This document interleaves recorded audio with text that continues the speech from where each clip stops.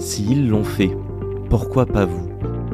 Salut à toutes et tous, c'est Yacine Scali et bienvenue dans la tête d'un CEO, le podcast qui vous inspire à entreprendre. Depuis 5 ans, je vous propose de faire un petit tour dans la tête de un ou une entrepreneur chaque semaine pour justement s'inspirer de leur état d'esprit et de leur parcours.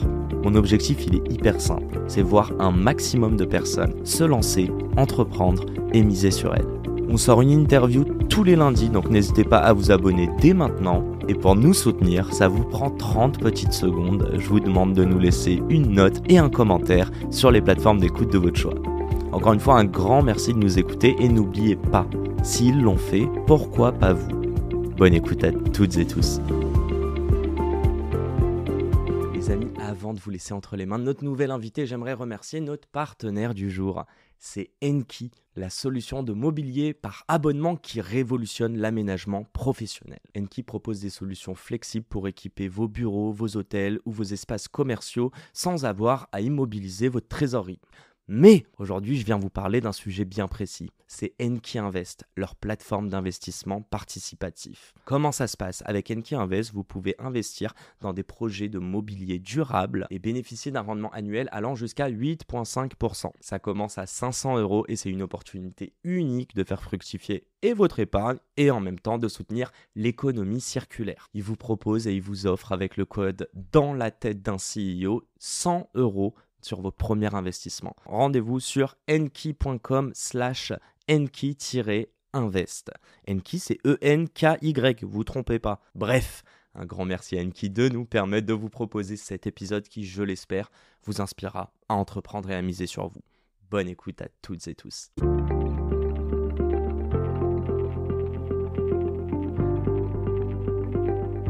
Tu dirais que tu es dans un business tech ou humain? Humain. Alors 100%. que Sidex, d'ailleurs, il n'y a pas le point AI. Non, on n'a pas de point AI. Ah, rares sont, parce qu'en général, les boîtes, elles sont bien fières. Mais non, pour revenir à ma question, ton produit est tech, mais tout ce que tu gères, toi, au quotidien en tant que CEO, c'est que de l'humain? C'est que de l'humain. Ouais. Et même notre vision, en fait, chez Sidex, c'est qu'on met à profit la tech pour l'humain. En fait, on redonne du temps à l'humain, on leur redonne aussi de l'épanouissement professionnel parce qu'on automatise des tâches qu'ils n'aiment pas du tout faire. Et donc, vraiment, on remet au centre l'humain et on les assiste avec de la tech. C'est vraiment un business d'humain.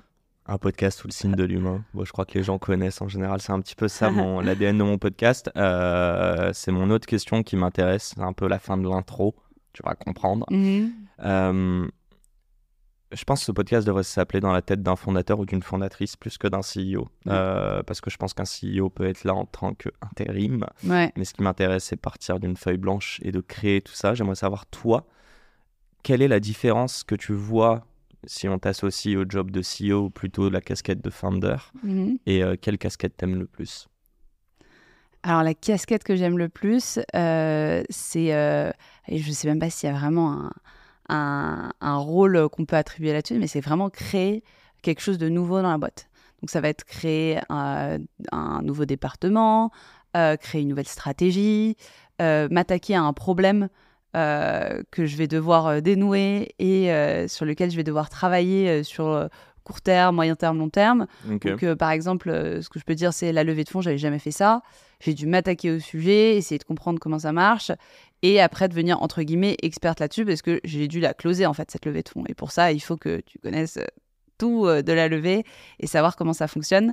Donc c'est le challenge, tu dis. C'est vraiment, je vais dire, oui, c'est s'attaquer à un challenge, créer une nouvelle chose et voir aussi d'autres personnes grandir au fur et à mesure. Donc ça c'est relié un peu au management, c'est comment avoir de l'impact sur les personnes avec qui tu collabores. Sidex est plus gros que toi? C'est une boîte qui est plus grosse que toi. Demain, tu ne fais plus partie de Sidex, ça continue à exister? Tout dépend comment sera Sidex sur le long terme. Est-ce que ce sera encore une boîte sur laquelle j'aurai vraiment un impact? Parce qu'en fait, si je n'ai plus d'impact dans la boîte, si je me rends compte que en fait, j'ai plus de valeur ajoutée, oui, donc Sidex tournera sans moi. Il y a une expiration date? Il y en a une, tu penses, pour toi même?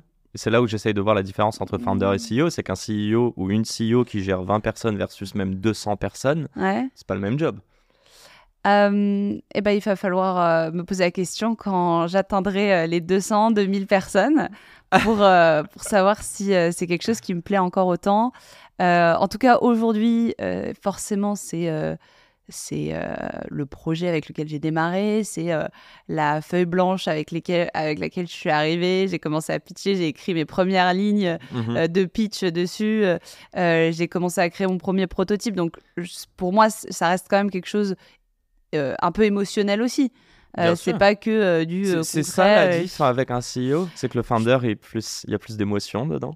Je pense que oui, c'est plus émotionnel. Je pense qu'il y a aussi un côté où on a une attache particulière, on a créé aussi quelque chose du début, alors que le CEO peut arriver à n'importe quel moment de la société et va avoir un côté plutôt gestionnaire, là où un founder, au début, va avoir personne en fait à gérer et il va devoir créer quelque chose sans... Donc créateur ou créatrice, c'est founder pour toi, et j'ai le sentiment que c'est cette casquette que t'aimes beaucoup, non ? Oui, et je pense que cette casquette évolue au fur et à mesure, donc on va créer, alors au début ça va être vraiment créer un produit dès le début, ça va être recruter la première personne, ça va être créer une stratégie, aller chercher des clients, enfin il y a vraiment un premier sujet, et après en fait ça va évoluer au fur et à mesure. Et on va toujours avoir en tout cas aujourd'hui, j'ai encore ce sentiment de créer continuellement quelque chose. Et j'espère que ça ne s'arrêtera pas. Et je pense que peut-être que le jour où ça s'arrête, où je sens qu'on va rester plutôt sur quelque chose de très factuel, où en gros, il y a une strate long terme qui m'a été dictée par un board ou telle chose et que je dois juste faire ce qu'on me dit, là, je me rends compte qu'en fait, c'est plus la liberté que j'avais dès le départ. Et que c'est plus un rôle des cases à cocher. Voilà. Presque de l'exécution, quoi. C'est la fin de cet épisode. S'il vous a plu, prenez 30 secondes pour nous laisser un commentaire et une note sur la plateforme d'écoute de votre choix. On a encore des dizaines d'épisodes en stock, donc je vous laisse fouiller. Et d'ici là, n'oubliez pas, s'ils l'ont fait, pourquoi pas vous ? Encore une fois, un grand merci de nous avoir écoutés et à très vite pour un nouvel épisode. Ciao.